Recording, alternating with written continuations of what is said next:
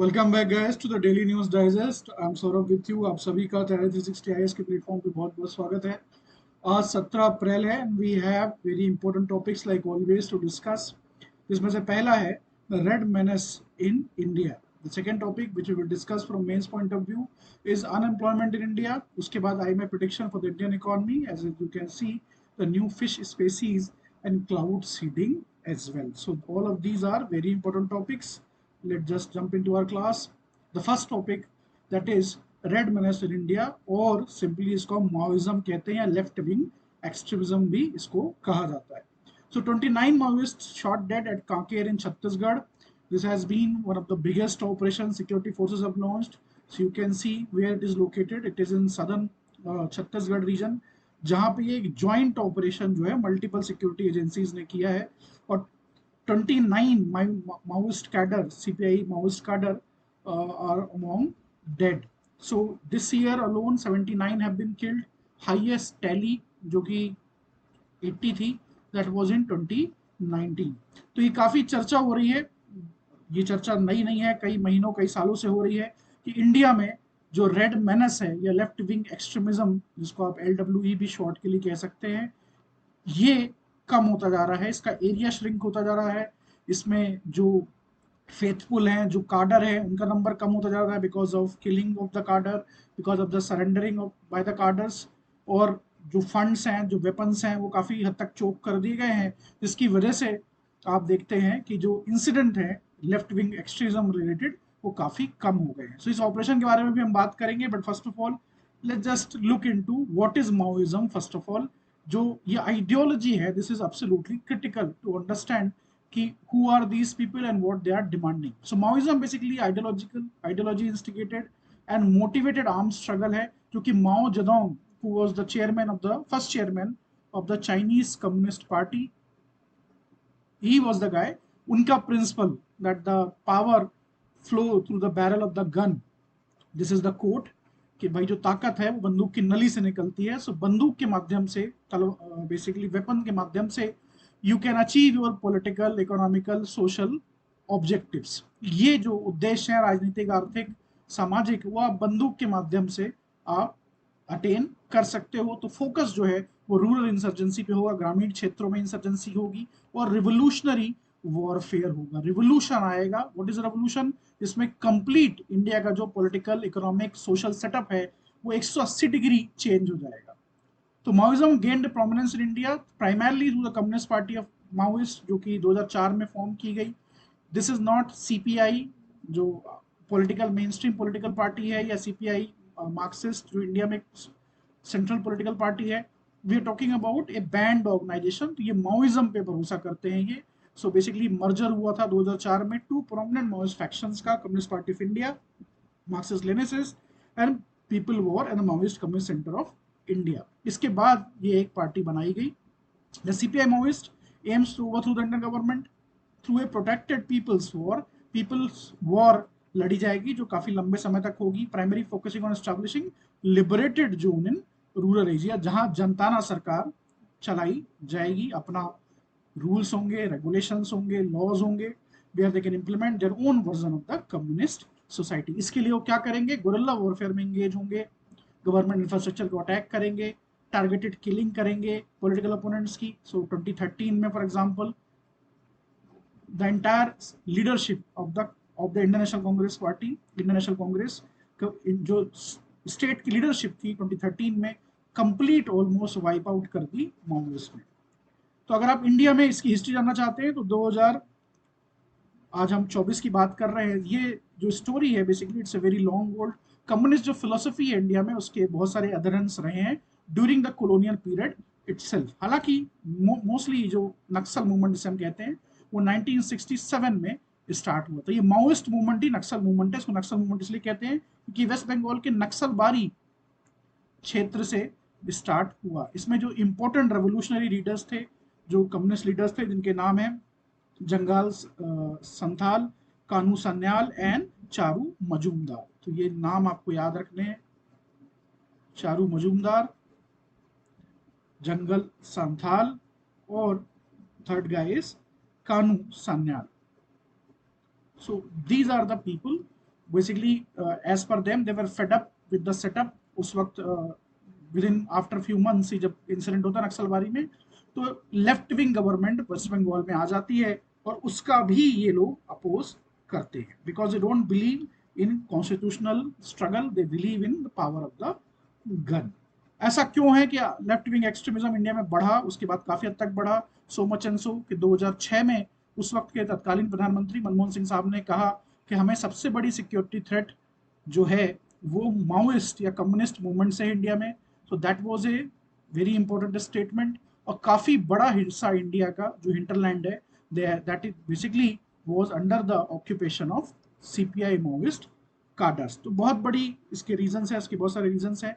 आप ये जो बेल्ट देख सकते हैं जहां पे सबसे ज्यादा इसका प्रभाव दिखाई दिया, so basically this is the core belt of the left wing movement. So इस बेल्ट से आप इसको देख के आप कह सकते हैं कि what could be the reasons कि सबसे ज्यादा रेड जो मेनस है वो इन्हीं एरियाज में थी। तो इसकी एक बहुत बड़ी वजह हिस्टोरिकल जस्टिस भी है।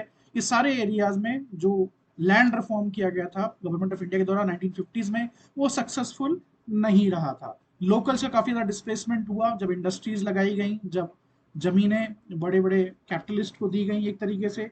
इनएक्सेसिबिलिटी बहुत बड़ा रीजन है, काफी ज्यादा जियोग्राफिकली ये इनएक्सेसिबल है, घने जंगल्स हैं। सो जो बेसिक फैसिलिटीज हैं, जो बेसिक कम्युनिटीज हैं, जो एक लाइफ को डिग्निफाई एग्जिस्टेंस के लिए जरूरी हैं, चाहे वो सैनिटेशन हो, चाहे वो वाटर हो, चाहे वो इलेक्ट्रिसिटी हो, चाहे वो रोड्स हो, चाहे वो पाइप ड्रिंकिंग वाटर हो, medical facilities, educational facilities, even political representation was not available.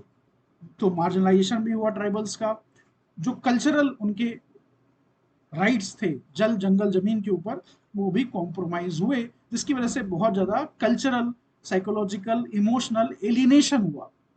और उसका फायदा जो है वो कम्युनिस्ट और लेफ्ट विंग एक्सट्रीमिस्ट ने उठाया, और एक उनको पूल मिल गया कैडर को रिक्रूट करने के लिए, and they did it brilliantly एक तरीके से। और काफी सीरियस उन्होंने प्रॉब्लम्स क्रिएट की लॉ एनफोर्समेंट एजेंसीज के लिए, इंडियन डेमोक्रेटिक सेटअप के लिए। तो थ्रेट्स काफी ज्यादा इन्होंने पोस्ट की। थ्रेट्स की अगर आप बात करें, डेमोक्रेटिक पॉलिटी को ये थ्रेटन करते हैं इंडिया की, लॉ एंड ऑर्डर को डिसरप्ट करते हैं, ट्राइबल्स को एलिनेट करते हैं और भी ज्यादा अगेंस्ट द इंडियन यूनियन। जो एग्जिस्टिंग गवर्नमेंट है, लॉफुल गवर्नमेंट है, उसके against rebellion, narcotics, weapon smuggling. So these kind of things they have been engaging in. और एक बहुत ही सीरियस डेवलपमेंट इंडिया में यहाँ हमें देखने को मिला इंडियन हिस्ट्री के अंदर। पीक पे more than 2 lakh personnel have been deployed there. तो जो अटैक्स हैं पुलिस के ऊपर, अब अगर आप देखिए पिछले कई सालों से, तो काफी कम हो रहे हैं। We will talk about that. Number of incidents also एक तरीके से they are in the decline. So this is a very important development when it comes to India's internal security. Internal security के point of view से बहुत जरूरी है। अब अगर हम देखें कि सरकार क्या कर रही है, तो सरकार के पास बहुत सारे स्कीम्स और प्रोग्राम्स हैं जिनके बारे में हम बात करेंगे। जिनमें से जो पुराने प्रोग्राम्स चल रहे हैं, they are very important these days, क्योंकि लेफ्ट विंग मूवमेंट है वो अब इंपॉर्टेंट हो जाता है, क्योंकि डिक्लाइन हो रहा है, तो एग्जामिनर की नजर में भी है आपकी। तो मॉडर्नाइजेशन ऑफ पुलिस फोर्सेज एक बहुत बड़ा एक अम्ब्रेला स्कीम है। उसके तहत उन्होंने बहुत सारी सब स्कीम्स लॉन्च की, सिक्योरिटी रिलेटेड एक्सपेंडिचर स्कीम, जिसमें जो 10 LWE अफेक्टेड स्टेट्स हैं, left wing extremism affected states हैं, 70 डिस्ट्रिक्ट्स में, वहाँ पे पुलिस पर्सनल की training, operational need, x gratia जो पेमेंट होती है फैमिलीज को अगर कोई फोर्सेज की वीर गति हो जाती है, तो rehabilitation of the cadre surrender, जो सरेंडर कर रहे हैं W cadre, community policing, village defence communities etcetera. Special central assistance दी गई है LWE डिस्ट्रिक्ट्स को अलग से। स्पेशल इंफ्रास्ट्रक्चर स्कीम है, scheme for fortified police station है। सिविल एक्शन प्रोग्राम लाया गया था जो कि काफी इंपॉर्टेंट था, सब स्कीम था ये भी मॉडर्नाइजेशन ऑफ पुलिस फोर्सेस का।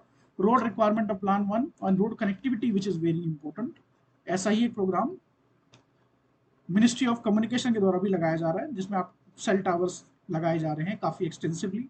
और एस्पिरेशनल डिस्ट्रिक्ट प्रोग्राम जो कि 2018 में लागू किया गया था। तो जो मोस्ट अंडर डेवलप्ड डिस्ट्रिक्ट्स हैं इंडिया की, उनके ऊपर फोकस किया गया। इसके अलावा जो कोर प्रोग्राम्स हैं उनमें आप बात कर सकते हो, एक बहुत ही इंपॉर्टेंट समाधान डॉक्ट्रीन है।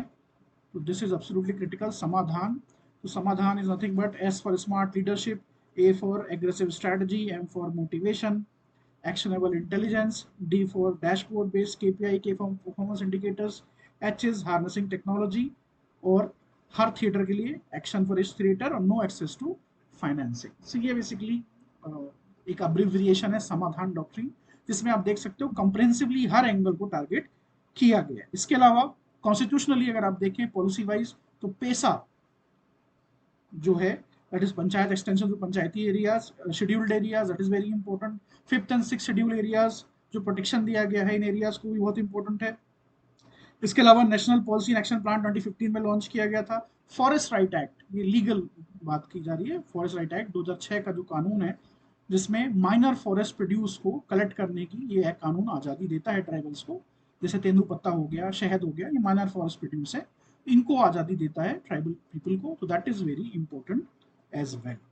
इसके अलावा लॉ एंड ऑर्डर को मेंटेन करने के लिए बहुत सारे इनिशिएटिव्स लिए गए, सलवा जुडूम जिसमें से एक था, इसको सुप्रीम कोर्ट ने अनकॉन्स्टिट्यूशनल डिक्लेयर कर दिया था। बेसिकली इसमें जो लोग प्रताड़ित ज़्यादा किए गए ऐसे विलेजर्स, उनको वेपन्स दिए गए, उनको रिक्रूट किया गया एक तरीके से, और स्पेशलाइज पुलिस फोर्सेस भी रिक्रूट की गई, जैसे ग्रे हाउंड्स हैं आंध्र प्रदेश की, ऑपरेशन ग्रीन हंट भी लॉन्च किया गया था। और since 2014-15 this government is seriously putting many efforts, जिसकी वजह से हम देख रहे हैं कि जो मैप है माओइस्ट कॉन्फ्लिक्ट का वो धीरे धीरे श्रिंक होता जा रहा है। तो हाईली इफेक्टेड जो एरियाज है उनका नंबर कम हो गया है, मॉडरेटली इफेक्टेड और मार्जिनली इफेक्टेड एरियाज का भी नंबर कम होता चला जा रहा है। इसीलिए हम देखते हैं कि जो डेथ्स हैं वो आपको डिक्लाइन में दिखाई देंगी, ये डिक्लाइन आपको दिखाई देगा। सीरियस एफर्ट जब किया जाता है for programme period of time तो इससे काफी फर्क पड़ता है। इस गवर्नमेंट का क्लेम ये भी है कि 2016 का जो इन्होंने डेमोडाइजेशन किया था, नोटबंदी, उसकी वजह से भी काफी हद तक कमर टूटी है इस मूवमेंट की, क्योंकि फाइनेंसिंग का काफी उनको इशू हो गया, लेफ्ट विंग एक्सट्रीमिस्ट जो मूवमेंट है उसको, और वेपन स्मगलिंग के ऊपर इन्होंने काफी कठोरता से कार्रवाई की है, जिसकी वजह से हम देख रहे हैं कि number of deaths are declining, number of people who are surrendering have substantially increased. तो ये एक बहुत ही इंपॉर्टेंट डेवलपमेंट है। Last year ministry of home affairs का डेटा अक्टूबर में उन्होंने रिलीज किया था, जिसमें वो कह रहे हैं कि जो इंसिडेंट हैं लेफ्ट विंग एक्सट्रीमिज्म रिलेटेड वो काफी कम हो गए हैं। सो 2013 में फॉर एग्जांपल अगर आप देखें काफी सीरियस थे, that was around more than 1600 development थे, so that came down to 531 in 2023। Deaths में कमी आई है जो कि आप इस चार्ट में भी देख रहे हो। ज्योग्राफिकल स्प्रेड जो था वो काफी श्रिंक होता जा रहा है, जैसे मैंने आपको बताया, और इंफ्रास्ट्रक्चर के ऊपर जो अटैक है माओइस्ट का वो भी काफी कम हो गया है। So all in all a positive development when it comes to India's internal security. और इसमें बहुत बड़ा रोल टेक्नोलॉजी ने प्ले किया है, बहुत बड़ा रोल कम्युनिकेशन ने प्ले किया है, लोकल जो पॉलिटिकल एम्पावरमेंट किया गया है कम्युनिटीज का उसमें वो भी बहुत इंपॉर्टेंट है। जो सिक्योरिटी फोर्सेज हैं उनमें ज्यादा से ज्यादा लोकल्स को रिक्रूट किया जा रहा है, वो भी एक बहुत बड़ी वजह है कि ये जो वायलेंट डेथ्स हैं वो काफी तेजी से कम हो रही है। और ये जो मूवमेंट है ऐसा कहा जा रहा है कि with in few years this will be completely removed. So this is a very important topic for your GS paper 3 security. Now the second topic is as good as the first one and important as the first one, unemployment in India. हम बात कर रहे हैं unemployment की इन a country जहां median as जो है वो 28 है, जहां more than 12 million people, 1 crore 20 lakh से ज्यादा हर साल लेबर फोर्स का हिस्सा बनते हैं, जो हमारे जवान लोग हैं, यूथ है। सो इसके बारे में बहुत दिनों से चर्चा चल रही है, हर न्यूज़पेपर में आप प्लेटफॉर्म पे देख रहे हो कि कैसे चुनावी माहौल में during the election period this issue of unemployment and price rise जो कि इन्फ्लेशन है वो काफी ज्यादा इंपॉर्टेंट हो गए। तो डिग्निफाइड इकोनॉमिक लाइफ के लिए you need employment which is secured, which is stable for most of the time, और जिसमें आपको ये पॉसिबिलिटी है you will grow and learn skills. तो काफी ज्यादा ये सीरियस है अनएम्प्लॉयमेंट का जो इशू है, इसलिए आज हम इसके ऊपर बात करेंगे। नाउ इसके लिए सिर्फ हमें देखना है इंडिया एम्प्लॉयमेंट रिपोर्ट जो कि अभी रिसेंटली पब्लिश हुई है इंटरनेशनल लेबर ऑर्गेनाइजेशन और institute of for human development के कोलैबोरेशन से। ये रिपोर्ट अभी पब्लिश हुई है रिसेंटली, इंडिया एम्प्लॉयमेंट रिपोर्ट 2024। तो इसमें बात की जा रही है यूथ एम्प्लॉयमेंट की, एजुकेशन एंड स्किल्स की। So I just bring out the most important summary of this report and through chart के माध्यम से भी हम देखेंगे कि क्या एग्जैक्टली सिचुएशन है एम्प्लॉयमेंट की, और ये जो क्लेम और काउंटर क्लेम किए जाते हैं कि एम्प्लॉयमेंट का स्टेटस क्या इंडिया में, that is to be seen. तो हम बात कर रहे हैं अनएम्प्लॉयमेंट की या एम्प्लॉयमेंट की। अनएम्प्लॉयमेंट अगर आप बात करो सो व्हाट इज अनएम्प्लॉयमेंट? तो अनएम्प्लॉयमेंट रेट की बात की जाती है, जिसको हम यूआर भी कहते हैं। ये क्या है? इसका सिंपल सा मतलब है कि number of working people, those who are willing to work but they are not able to find work. ऐसे लोग जो लेबर फोर्स का हिस्सा है, लेबर फोर्स का हिस्सा मतलब जो 15 साल से ऊपर है, basically those who are willing to work, labour market का हिस्सा हो चुके हैं। तो ऐसे लोग जो लेबर मार्केट का हिस्सा हैं लेकिन जो काम ढूंढ रहे हैं पर उनके पास काम नहीं है, either they are searching for the job और simply they don't have the job, तो हम इसको बोलते हैं unemployment rate. This is the thing जिसको हमें दिमाग में रखना है। अब समरी के ऊपर जाते हैं कि इंडिया में एग्जैक्टली क्या सिचुएशन है। ऐसा कहा जा रहा है इस रिपोर्ट में कि जो ट्रांजिशन हो रहा था नॉन फॉर्म एम्प्लॉयमेंट से, वो रिवर्स हो गया है। Transition to non farm employment है रिवर्स। का मतलब क्या हुआ? इसके लिए आपको छोटा सा एक ग्राफ देखना है। ये बेसिकली ट्रायंगल बनता है हर इकोनॉमी का, दुनिया की किसी भी कंट्री की इकोनॉमी को आप उठाएंगे तो उसमें 3 सेक्टर होते हैं। एक होता है प्राइमरी सेक्टर, एक सेकेंडरी और तीसरा टर्शरी सेक्टर। तो प्राइमरी सेक्टर में activities like mining, like agriculture, ये सब आती हैं। सेकेंडरी में मैन्युफैक्चरिंग आता है। तीसरे में आपका सर्विसेज इंडस्ट्री आती है, hotel, entertainment, medical, education etcetera. तो ये जो प्राइमरी एक्टिविटीज हैं जिसमें एग्रीकल्चर सबसे बड़ा हिस्सा इंडियन इकोनॉमी के लिए, हमारी majority of the labour force आज भी एग्रीकल्चर में एम्प्लॉयड है, हालांकि इसका GDP contribution is less than 14%। तो दुनिया भर में किसी भी कंट्री की इकोनॉमिक हिस्ट्री आप उठाइए जो डेवलप्ड हुई है पिछले 3 सेंचुरीज में, चाहे वो यूके हो, चाहे वो जर्मनी हो, चाहे वो फ्रांस हो, चाहे फिर वो अमेरिका हो, या फिर वो चाइना हो, या उसके पहले Japan, south Korea, Taiwan, Singapore etcetera. तो सब ने किया ये है कि जो majority of the labour force जो एग्रीकल्चर में एम्प्लॉयड है प्राइमरी सेक्टर में, उसको वो सेकेंडरी में और टर्शरी सेक्टर में लेके गए हैं। ये इंडिया इनको इकोनॉमिक सीन में भी हो रहा था, लेकिन ये रिपोर्ट कह रही है कि ये अब रिवर्स हो गया है। क्यों रिवर्स हो गया है? Because of the Covid and because of the inherent weaknesses of the Indian economy in the previous decade. तो अब ज्यादा से ज्यादा लोग फिर से फार्म सेक्टर की तरफ जा रहे हैं, वो आगे हम बात करेंगे उसमें। Employment is dominated by poor quality employment in the informal sector. India में जो इंप्लॉयमेंट है भी वो मोस्टली इनफॉर्मल इंप्लॉयमेंट है, इनफॉर्मल सेक्टर में है। फॉर्मल इनफॉर्मल का अंतर क्या है? कि भाई वो सेक्टर जहां, ऐसी जॉब्स जहां आपको सोशल सिक्योरिटी बेनिफिट नहीं मिलते, आपको पेड लीव नहीं मिलेगी, आपको पेंशन की भूल जाइए आप, आपको मेडिकल इंश्योरेंस नहीं मिलेगा, मटर्निटी लीव नहीं मिलेगी एक तरीके से, जो हालांकि लीगली मैंडेटेड है वो। तो ऐसे सेक्टर्स को हम इनफॉर्मल सेक्टर कहते हैं। इसमें कोई भी लेबर राइट्स एक तरीके से रिकॉग्नाइज नहीं होते। तो यहाँ पे मेजोरिटी आपको एम्प्लॉयमेंट दिखाई देगा। Wages are earning and earnings are stagnant और डिक्लाइनिंग। स्टैग्नेंट है या डिक्लाइन कर रही है। ये बार बार बात की जा रही थी कि कोविड से इंडिया की जो रिकवरी हुई है वो के शेप्ड रिकवरी है। के शेप्ड का मतलब क्या हुआ? कि इकोनॉमी यहाँ पे थी, अब यहाँ से एक सेक्टर इस तरफ जा रहा है जो कि काफी डेवलप्ड सेक्टर है, जहां लोगों की वेजेस अर्निंग्स बढ़ती जा रही हैं, ज्यादा ज्यादा पैसा कमा रहे हैं वो। और एक सेक्टर है जो नीचे जा रहा है, जैसे ग्रामीण, रूरल सेक्टर, इनफॉर्मल सेक्टर, जहां पे वेजेस और अर्निंग गिरती जा रही है। तो इसमें ये रिपोर्ट में कहा जा रहा है कि अर्निंग्स आर स्टैग्नेंट और decline. The production process are increasing becoming capital intensive and labour saving. तो जो इंडस्ट्री है, कंस्ट्रक्शन सेक्टर है फॉर एग्जांपल, वहां मेजोरिटी जो प्रोडक्शन हो रहा है वो कैपिटल इंटेंसिव है, ज्यादा ज्यादा पैसा लगाया जा रहा है, मशीनरी खरीदी जा रही है।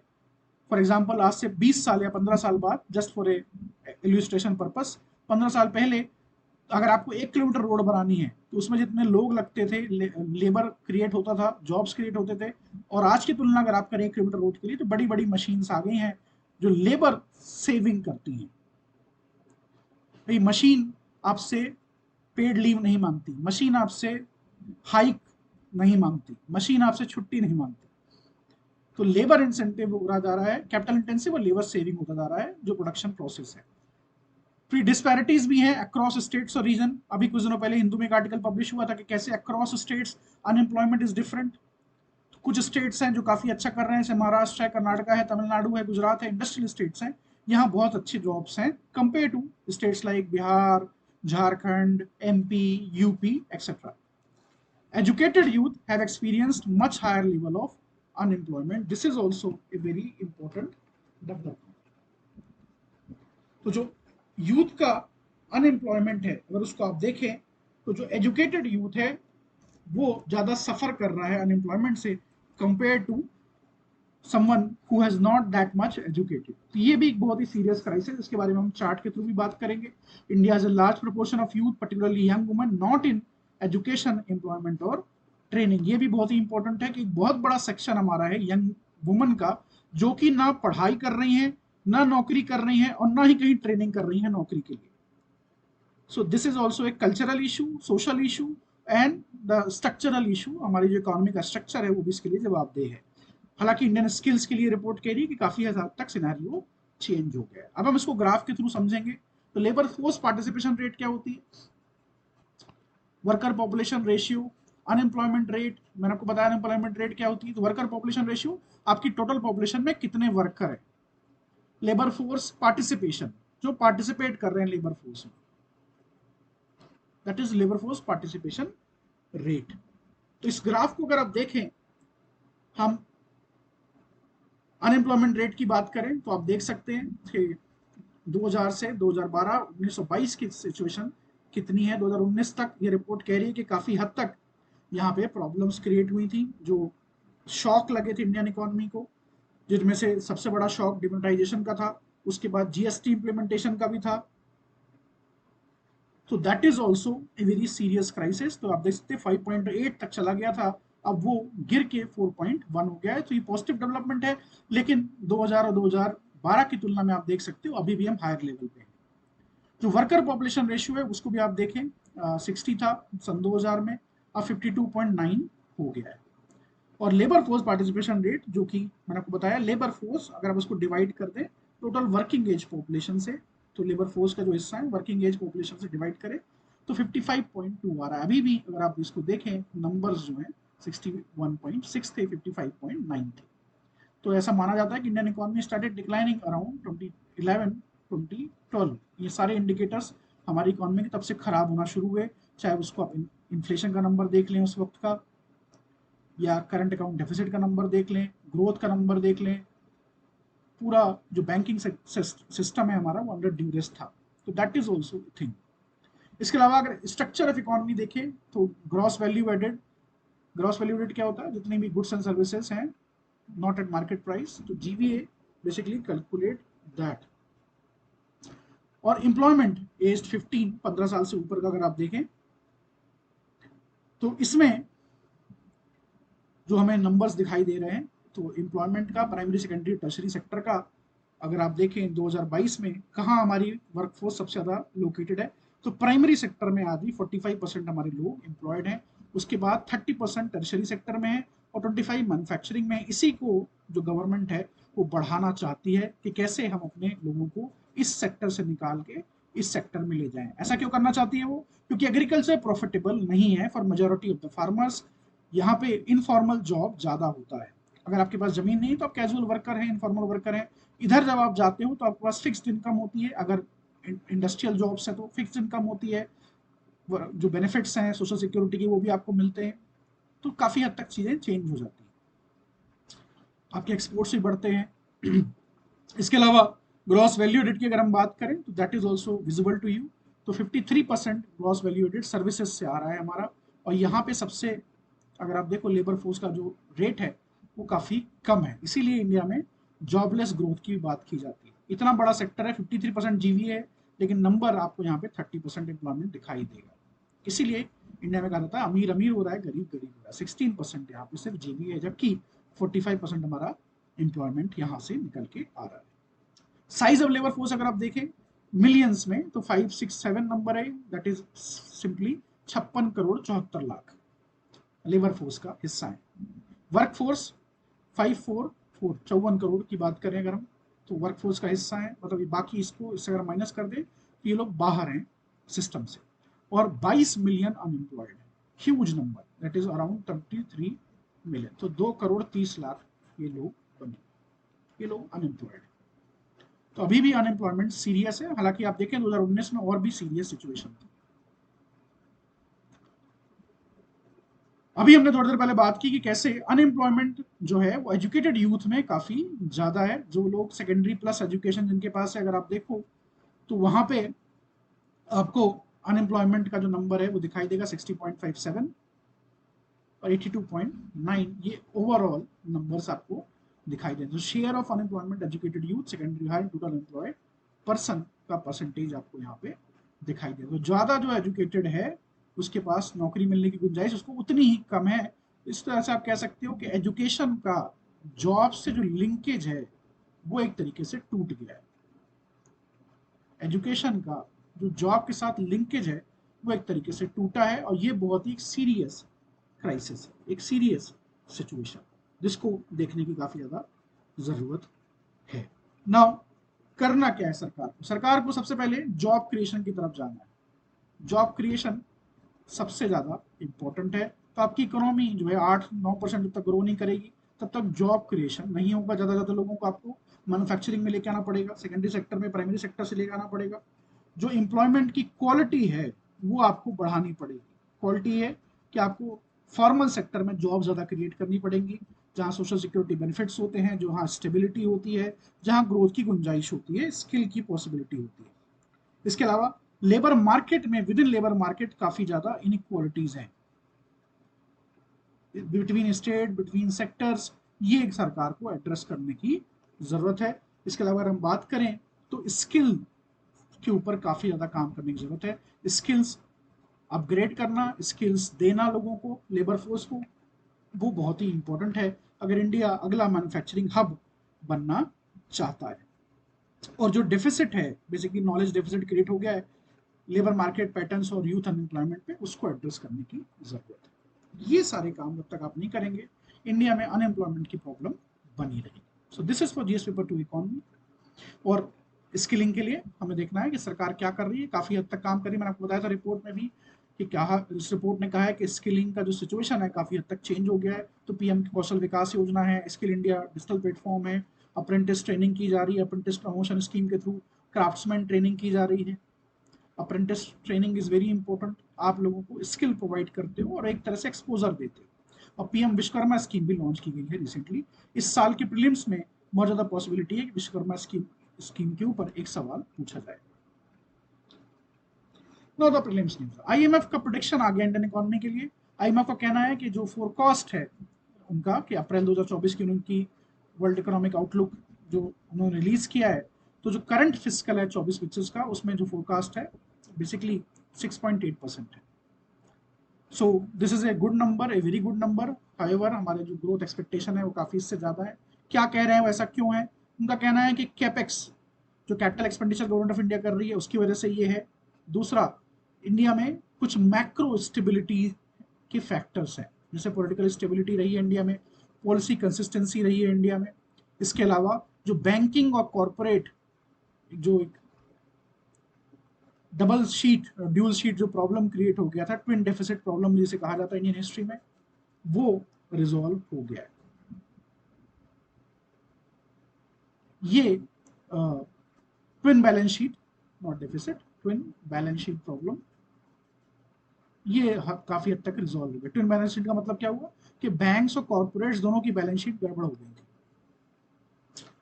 तो ये एक बहुत ही पॉजिटिव न्यूज है। We need far greater economic growth, not just 6.8%, at least 8% is what we need to move people out of poverty, to skill our population, to move India into manufacturing, basically industrialize करना India को और ज़्यादा। तो इसके लिए बहुत ज़्यादा ज़रूरत है कि इंडिया में जो ग्रोथ है वो एटलीस्ट 8% रहे। तो आईएमएफ भी बात कर रहा है, और हालांकि विजिलेंस की बात भी कर रहे हैं कि भाई इन्फ्लेशन नंबर्स को देखना है हमको कि ज़्यादा आगे निकल के ना जाए वो, दैट इज़ वेरी इंपॉर्टेंट। तो इसके ऊपर काम करने की भी हमें ज़रूरत है। फॉरेन डायरेक्ट इन्वेस्टमेंट की बात कर रहे हैं, वो कैसे उसको रिफॉर्म किया गया। सो बहुत सारे रिफॉर्म्स मेजर की वजह से Indian economy is in the bright spot. Cloud seeding news में है क्योंकि दुबई में, यूएई में काफी हेल स्टॉर्म जैसी सिचुएशन खड़ी हो गई है, फ्लड आ गई है, और उसके लिए क्लाउड सीडिंग को ब्लेम किया जा रहा है। So this is very interesting development. Cloud seeding है क्या? ये वेदर मॉडिफिकेशन टेक्निक होती है। इसमें सब्सटेंसेस का इस्तेमाल करते हैं हम टू अल्टर क्लाउड प्रॉपर्टीज और प्रेसिपिटेशन को इन्फ्लुएंस करने की कोशिश की जाती है। तो सिल्वर आयोडाइड, पोटेशियम आयोडाइड और लिक्विड प्रोपेन का इस्तेमाल किया जाता है। तो ये एक मेथड है, प्लेन के थ्रू बेसिकली रिलीज किया जाता है इनको एटमॉस्फेयर में। और जो प्रोसेस है एयरक्राफ्ट ग्राउंड बेस्ड जनरेटर्स के थ्रू भी हो सकती है। और basically these substances they act as a nuclei for power water droplet formation और आइस क्रिस्टल ग्रोथ। तो जैसी टेम्परेचर ह्यूमिडिटी कंडीशन होंगी उसके पॉइंट ऑफ व्यू से उसके रिगार्डिंग ये रिएक्ट करते हैं। कई डिकेड से इसका इस्तेमाल किया जा रहा है, कोई नई टेक्नोलॉजी नहीं है। एग्रीकल्चर पर्पसेस के लिए ड्राउट सिचुएशन में डील करने के लिए किया जाता है। हालांकि यूएई जैसे डिजर्ट वाले एरिया जो काफ़ी बेसिकली ऐसे एरियाज हैं जो those who are not very known for high intensity rainfall, अभी जो रेनफॉल हुआ है यूएई में कहा जा रहा है कि 1.5 ईयर में जितना पानी गिरता है उतना विद इन 2 डेज वहाँ पे बारिश हो गई है, जिसकी वजह से वाटर क्लॉगिंग हो गई है, एयरपोर्ट बंद हो गया है। सो बहुत ही सीरियस क्राइसिस एक वहाँ पे खड़ा हो गया था। हालांकि हमको ध्यान क्लाउड सीडिंग पे देना है प्रीलिम्स पॉइंट ऑफ व्यू से। कौन से क्लाउड सुटेबल होते हैं टू सक्सेसफुली सीड? तो 3 टेस्ट होते हैं। Super cool, the cloud must top must significantly cool colder than 32 degree Fahrenheit. Cloud contain significant concentration of ice, it need not be seeded, तो ice free होना चाहिए। और updraft होना चाहिए, the cloud must sustain updraft of at least several hundred feet per minute ऊपर। basically when the upper movement is there, this draft conveys a continuous supply of moist air into the cloud. So this is very important for prelims point. The next is new fish species which we have seen in the Lakshadweep Sea. Basically Lakshadweep काफी ज्यादा news में है because of that crisis with Maldives. अब यहाँ पे एक नया development हुआ है। So 3 fish species in this sea has been found to be capable of using tools. इसीलिए ये न्यूज काफी इंपॉर्टेंट है। इस साल नहीं पर अगले साल की प्रीलिम्स में सवाल पूछा जा सकता है। टूल्स का इस्तेमाल करने वाली फिश स्पेसीज। टूल्स का इस्तेमाल क्यों इंपॉर्टेंट है? Because of the help of tools we have conquered, human species have conquered the nature. इसीलिए ममाल्स जो पर्टिकुलरली जो मैरीटाइम एरियाज में होते हैं या जो फिशरीज हैं, जो डिफरेंट टाइप के स्पेसीज हैं, इनके द्वारा टूल्स का इस्तेमाल करना for their survival, this is a very different thing. और ऐसा माना जाता है कि जो फिश जो हैं दे आर लेस इंटेलिजेंट। सो इसलिए भी ये काफ़ी इंपॉर्टेंट न्यूज़ है। हमें सिर्फ नाम याद रखना है कि अगर सामने आ जाता है तो हम इसको रिकॉग्नाइज कर लें। जेंसन ब्रेस, चेकबोर्ड ब्रेस और मून ब्रेस। इसमें आप देख सकते हो कि जो फैमिली है वो एक ही है तीनों की। इसी फैमिली से जितनी भी पुरानी स्पेसीज फिशरीज के केस में जहाँ पे देखा गया कि वो टूल्स का इस्तेमाल कर रही है, मोस्टली इसी से आएंगे, इसी फैमिली से आएंगे। ये इंपॉर्टेंट है इसलिए प्रीलिम्स के लिए, तो इस पर नजर आप बनाए रखें। This is very important. That's all today's class. I hope all of you enjoyed it. I'll meet you again tomorrow with new topics. Keep watching, keep listening. Thank you.